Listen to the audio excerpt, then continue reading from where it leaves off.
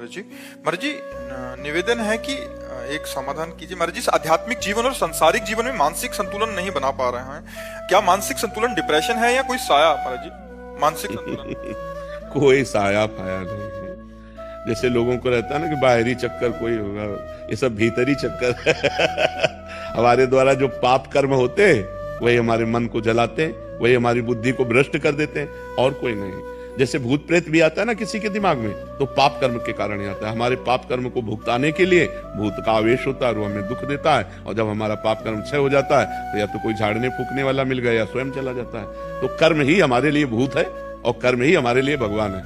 अगर हमारे कर्म बिगड़ गए तो वही भूत की तरह हमें सताता है, और कर्म हमारे बन गए तो वही भगवान की तरह हम पर कृपा करता है। इसलिए कर्मों का सुधार करो, हमारे कर्म ठीक होने।